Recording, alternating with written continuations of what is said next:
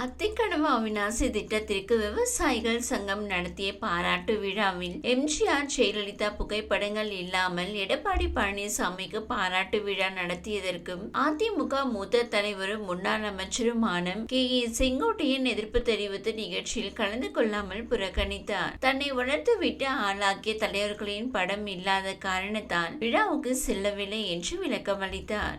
மேலும் பிப்ரவரி 12ஆம் தேதி ஈரோடு கோபியில் நடைபெற்ற எம்ஜிஆர் பிறந்தநாள் விழா பொதுக்கூட்டத்தில் பேசிய செங்கோட்டையன் அதிமுக ஒன்றாக இருக்க வேண்டும் என்று உழைத்தவன் நான், என்னை சோதிக்காதீர்கள் என்று பேசினார். நேற்று அந்தியூரில் நடைபெற்ற கூட்டத்தில் எந்த தியாகத்தையும் செய்யக்கூடிய தொண்டர்கள் எந்த இயக்கத்திலும் இல்லை, அதிமுகவில் மட்டும்தான் இருக்கிறார்கள்.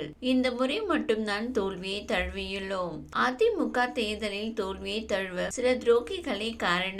அவர்கள் யார் என அடையாளம் காட்ட வேண்டும் என பேசினார். இந்த பேச்சு சர்ச்சையை ஏற்படுத்திய நிலையில் யார் அந்த துரோகி, யாரை குறிப்பிடுகிறார் என பல கேள்விகள் எழுந்தது. செங்கோட்டையன் பேசியது அரசியல் வட்டாரத்தில் அதிர்வலைகளை ஏற்படுத்தியது.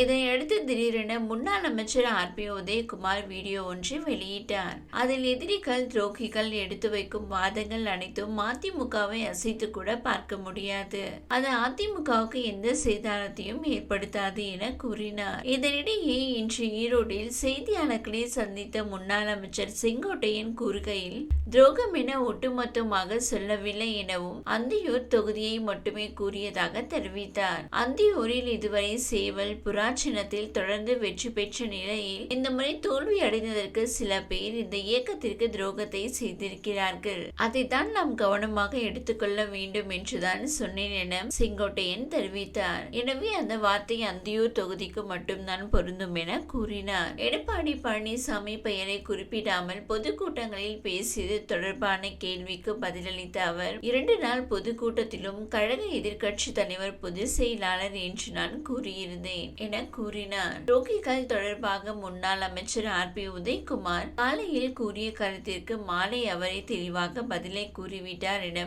செங்கோட்டையன் தெரிவித்தார். கடந்த 2 நாட்களாக செங்கோட்டையனின் அடுத்த நகர்வு என்னவாக இருக்கும் என்ற எதிர்பார்ப்பு நிலவிய நிலையில் எந்த ஆலோசனையும் நடத்தவில்லை என கூறி பரபரப்புக்கு செங்கோட்டையன் முற்றுப்புள்ளி வைத்துள்ளார். இந்த வீடியோ உங்களுக்கு பிடித்திருந்தால் லைக் செய்யுங்க. மேலும் இதுபோல் வீடியோ தொடர்ந்து பார்க்க நம்ம ஒரு சேனலை சப்ஸ்கிரைப் மற்றும் ஃபாலோ செய்யுங்க.